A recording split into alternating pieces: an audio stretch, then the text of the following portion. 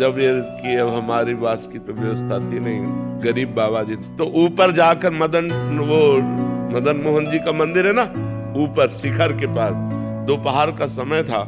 अब एकांत समय तो एकदम आर्त भाव आया, रोए कस के कि हमें वृंदावन वास नहीं मिलेगा, क्योंकि हमारा कोई परिचय नहीं, हमारे पास अर्थ नहीं, और आश्रमों में अलग व्यवस्था होती है। वो बहुत रोए। फिर आया चलो अब काशी चलो, क्योंकि अब वहीं घाटों पे जीवन व्यतीत हो रहा था। जे ही नीचे उतर के आए तो इतनी बड़ी गोरी सी बालिका, हम उस समय लाल वस्त्र भगवा वस्त्र पहनते थे, ऊपर का वस्त्र का छोर पकड़ा और घूमने लगी ऐसे और कह रहे जाएगो बाबा, जाएगो बाबा। नए नए हम आए थे तो ब्रजभाषा तो समझ में आए थे, कह जाएगो। यहाँ किसी गोस्वामी की बच्ची होगी, और ऊपर से रो के आ रहे थे तो कहीं कोई रति थी नहीं। उनका यहाँ किसी गोस्वामी की बच्ची होगी, खेल खेल में ऐसे पकड़ दे। उनका जा हट जा बच्चा, हट जा बच्चा। बोले जाएगो बाबा। और हम उस समय ये समझ ही नहीं पा रहे कि ऊपर हम बात करके आ रहे हैं प्रभु से और इधर हमसे प्रश्न किया जा रहा है। और ऐसे चल दिए।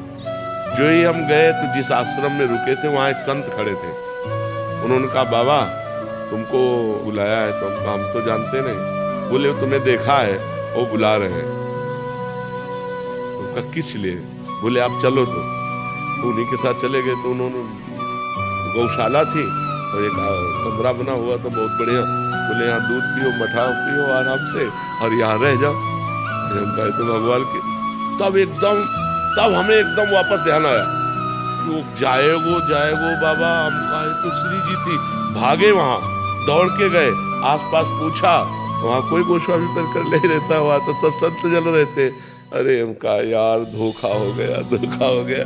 श्री जी ऐसा आई और उनको छुआ भी नहीं। वो हमारा वस्त्र अब बालिका रूप में थे। अगर हमें पता हो कि वृंदावनाधीश्वरी लीला कर रही तो उसी समय गले लगा। पर वो बहुत चतुर है, जब तक वो सामने रहेंगे तब तक संशय रखते हैं कि पकड़ न पावे, और जहां वो अलग होते तब पक्का विश्वास हो जाता है कि प्रभु ही थे। ऐसा होता है।